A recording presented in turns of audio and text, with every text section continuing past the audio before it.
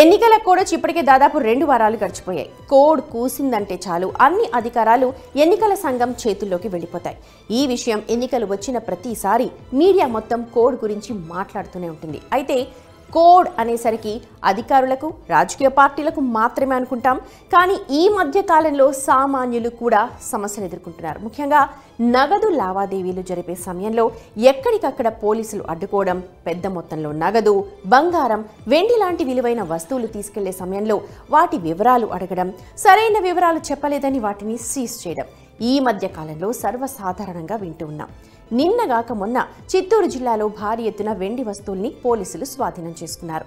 పెళ్లి బృందం వాహనాల తనిఖీలో భాగంగా ఆ వెండి వస్తువులు దొరికాయి. వాటిని పెళ్లి సారె నిమిత్తం తీసుకెళ్తున్నామని పెళ్లి బృందం చెప్పగా సరైన రసీదులు చూపించి తీసుకెళ్లాలి అంటూ వాటిని సీజ్ చేశారు పోలీసులు. అయితే నిజంగానే పెళ్లి సారా లేదా ఆ పేరు చెప్పుకొని బిల్స్ లేకుండా తీసుకెళ్తున్నారా అన్న విషయం పోలీసుల విచారణలో తేలుతుంది. కానీ ఇలాంటి ఇన్సిడెంట్స్ మాత్రం మనం తరచూ చూస్తూ ఉన్నాం. అందుకే కోడ్ వచ్చాక సామాన్య జనం ఏం చేయకూడదు, ఏం చేయాలి, ముఖ్యంగా నగదు, విలువైన వస్తువులను తీసుకెళ్లే సమయంలో ఎలాంటి జాగ్రత్తలు తీసుకోవాలి, ఈ విషయంలో ఎన్నికల కమిషన్ రూల్స్ ఏంటి, ఆ డీటెయిల్స్ చూద్దాం. 50,000 కన్నా ఎక్కువ నగదు ఉంటే సీజ్ చేసే అవకాశం ఉంది. సరైన రుజువులుంటే సమస్య ఉండదు. విలువైన వస్తువుల విషయంలో రసీదులు కంపల్సరీ. ఆసుపత్రి బిల్స్ విషయంలో రోగి ఓపీ ఉండాల్సిందే. నిజానికి మీ వద్ద 50,000 కన్నా ఎక్కువ నగదు ఉంటే ఎన్నికల అధికారులు లేదా పోలీసులు సీజ్ చేసే అవకాశం ఉంది. వెండి, బంగారు ఆభరణాలు పెద్ద మొత్తంలో ఉన్న స్వాధీనం చేసుకుంటారు. అయితే ఇక్కడ ఒక వెసులుబాటు ఉంది. అత్యవసరాలకు ఎవరైనా నగదు తరలిస్తూ ఉంటే దానికి సంబంధించిన రసీదులు బ్యాంకు నుంచి తీసుకున్నవి లేదా చెల్లింపులకు సంబంధించిన పత్రాలు ఖచ్చితంగా వెంట పెట్టుకోవాలి. దుకాణాల్లో సరుకులకు చెల్లించే మొత్తం అయితే ముందస్తు అనుమతి పత్రం అంటే కొటేషన్ మీ దగ్గర ఉండి తీరాల్సిందే. నగలకు సంబంధించి ఆర్డర్ కాపీ, ట్రాన్స్ఫర్ కాపీ తప్పనిసరి. ఆసుపత్రుల్లో చెల్లించాల్సిన బిల్లులకు సంబంధించి రోగి ఓపీ పత్రాలు, రసీదులు వెంట ఉంచుకోవాలి.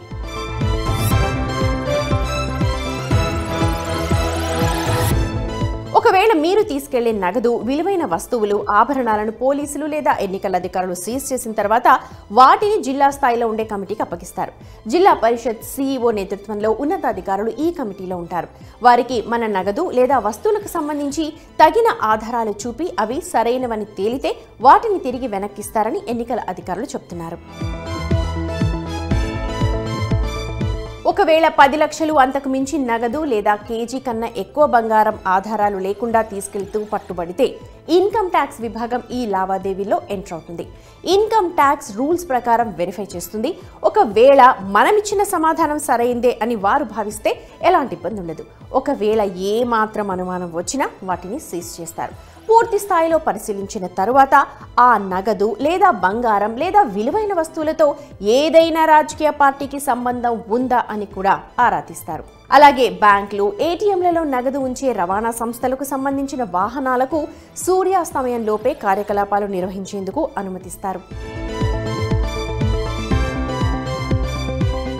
1 లక్ష కన్నా ఎక్కువ లావాదేవీలు నిర్వహించే అన్ని అకౌంట్ల పైన ఓ కన్నేసి ఉంచాలని దేశంలోని అన్ని ప్రభుత్వ, ప్రైవేట్ బ్యాంకులకు ఎన్నికల కమిషన్ ఆదేశాలు జారీ చేసింది. ముఖ్యంగా రాజకీయ నేతలు, వారి బంధువులు, సన్నిహితుల లావాదేవీల విషయంలో ప్రత్యేక దృష్టి సారించాలని, ఏ మాత్రం అనుమానాస్పద లావాదేవీలు జరిగినా వెంటనే తమకు తెలియచేయాలని ఆదేశాలలో స్పష్టం చేసింది. ఇవన్నీ విన్న తర్వాత ఎన్నికల కోడ్ పేరుతో సామాన్యుల్ని ఇబ్బంది పెడితే ఎలా అన్న ప్రశ్న మీకు రావచ్చు. ఎయిర్పోర్ట్లు, రైల్వే స్టేషన్లు, బస్ స్టాండ్లు, ప్రధాన కూడళ్లు ఇలా ముఖ్యమైనవి అనుకున్న ప్రతి చోట పోలీసుల్ని, సిఆర్పీఎఫ్ సిబ్బందిని, ఎన్నికల అధికారుల్ని, ఇన్కమ్ ట్యాక్స్ సిబ్బందిని ఇలాంటి అన్ని విభాగాల సిబ్బందిని నియమించి అణువణువు తనిఖీ చేస్తున్నారంటే కారణం ఒకటే, ప్రపంచంలోనే అతిపెద్ద ప్రజాస్వామ్యాన్ని డబ్బు అపహాస్యం చేయకూడదని.